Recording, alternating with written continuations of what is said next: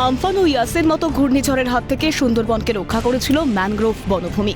এরপরই মুখ্যমন্ত্রী মমতা বন্দ্যোপাধ্যায় ম্যানগ্রোভ রোপণের কর্মসূচি নিয়েছিলেন। প্রশাসনকে বছরে 5 কোটি ম্যানগ্রোভ রোপণের নির্দেশ দিয়েছিলেন। জানা যায় 3 বছরে প্রায় 50 কোটি ম্যানগ্রোভ রোপণ হয়। কিন্তু বাস্তবে মুখ্যমন্ত্রীর নির্দেশে তৈরি হওয়া ম্যানগ্রোভের দশা হতাশাজনক। সুন্দরবনের বুকে ধ্বংস ম্যানগ্রোভ গাছ, বেআইনিভাবে বছরভর ম্যানগ্রোভ কাটার অভিযোগ। ম্যানগ্রোভ কাটা বন্ধ করতে প্রশাসনিক উদ্যোগের নির্দেশ দেয় কলকাতা হাইকোর্ট, কিন্তু তারপরেও বন্ধ হয়নি ম্যানগ্রোভ নিধন। জানা গেছে মাছের ভেড়ি তৈরিতে ও জ্বালানির কাজের জন্য নির্বিচারে কাটা হচ্ছে ম্যানগ্রোভ।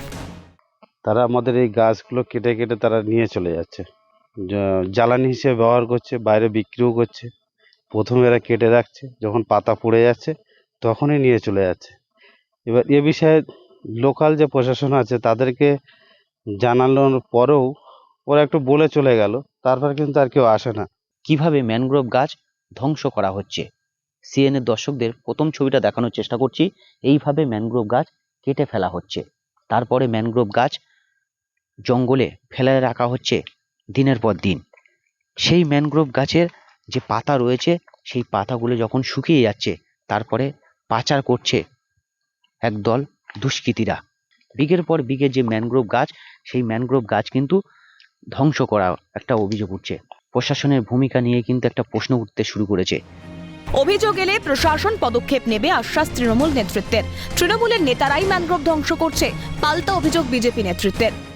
প্রশাসনিকভাবে যদি কেউ এরকম করে থাকে, তাহলে যদি কোনো অভিযোগ আসে বা সেরকম কিছু হয়, তাহলে আমরা প্রশাসনিকভাবে যেটা স্টেপ নেওয়া সেটা নেব। প্রশাসনিক আধিকারিকদের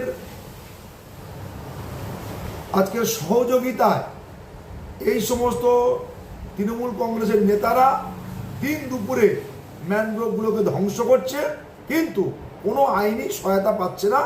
এটা আমরা তীব্র ধিক্কার জানাচ্ছি। দিনের পর দিন সুন্দরবনের বিভিন্ন প্রান্তে চলছে ম্যানগ্রোভ নিধন।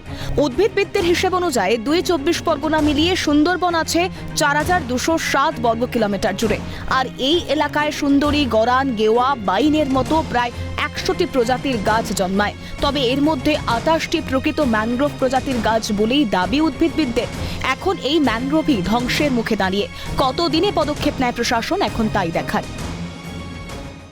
দক্ষিণ 24 পরগনা সুন্দরবন থেকে হরিপদ মণ্ডল, ক্যালকাটা নিউজ।